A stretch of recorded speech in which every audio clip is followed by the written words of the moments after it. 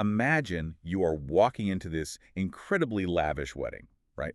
The ultimate prize is this ancient, petrified dragon egg. Right. I mean, it sounds like a dream for any lord. Exactly. But what you don't realize is that you have actually walked straight into a slaughterhouse. Mm.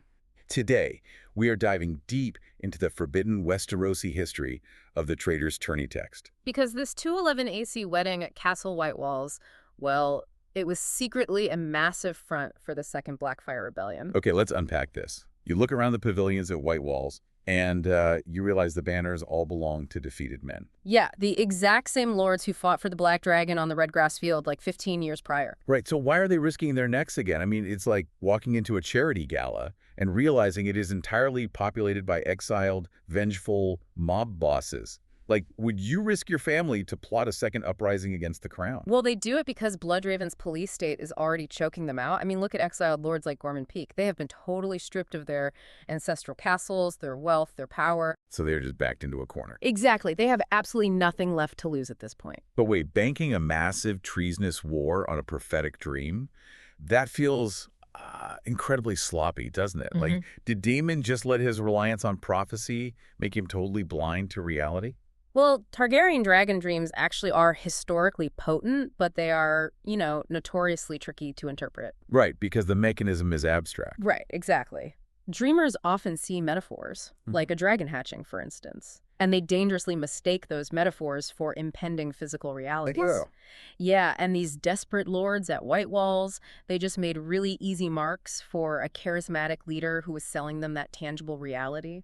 Which brings us to the Hedge Knight, John the Fiddler. Here's where it gets really interesting. Oh, yes. Because the true identity of John the Fiddler is the ultimate spicy plot twist of this whole dark history. He is actually Daemon the Second Blackfire. Hiding in plain sight. Literally. His master plan is to rig the tourney, win the egg, and then use his prophetic destiny to hatch a living weapon so he can conquer the Seven Kingdoms. What's fascinating here is Daemon thought he was building this massive pressure cooker, right? But Bloodraven had already installed the release valve inside the pot. Wait, meaning what? Meaning Bloodraven was already there at White Walls. He was disguised as the seemingly harmless Sir Maynard Plum. But how does he pull that off right under their noses? I mean, he is a famously recognizable albino sorcerer. He uses a glamour. Oh, right, the dark arts. Yeah, it is a dark art often anchored to a specific physical object, like a moonstone, that actually bends light and alters perception. That is terrifying. It is. It allowed Bloodraven to literally pull the strings from inside the room. He just let all the traitors gather themselves into one convenient net before snapping it shut. And the chaos that erupts before that trap even fully closes is just brutal to read. I mean, Dunks ends up throwing a murderous knight straight down a stone well just to protect his squire.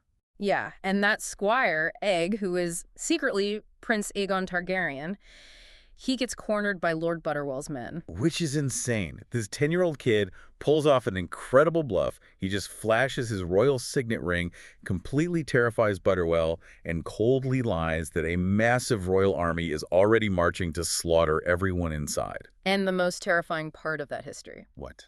Egg was lying to save his own skin, but Bloodraven wasn't. The very next morning, Daemon Blackfire looks over the battlements to find a massive Targaryen host, led personally by Bloodraven, completely encircling the castle. Oh my god, so it was just game over. Game over. No epic clash of swords, just an instant, humiliating surrender. So what does this all mean? I mean, looking at the aftermath, the Second Blackfire Rebellion dies with a total whimper. White Walls is literally torn down to rubble, and Daemon is taken hostage. If we connect this to the bigger picture, here is the ultimate irony. Daemon's prophecy was actually completely accurate. Wait, really? Yeah. A dragon was born at White Walls. The dragon was Egg. He survived the terror and took his first true steps toward becoming King Aegon V. Oh, man. So the dreamer just got the color of the dragon wrong. Exactly. As Bloodraven noted, he saw a red dragon, not a black one. For you listening, it is a chilling reminder of how dangerous confirmation bias is, especially when it is wrapped up in dark magic. Yeah. Daemon wanted a living weapon to conquer his enemies, and that blind ambition walked him straight into his own doom. A doom entirely of his own making, spurred on by visions he just didn't fully understand. Exactly.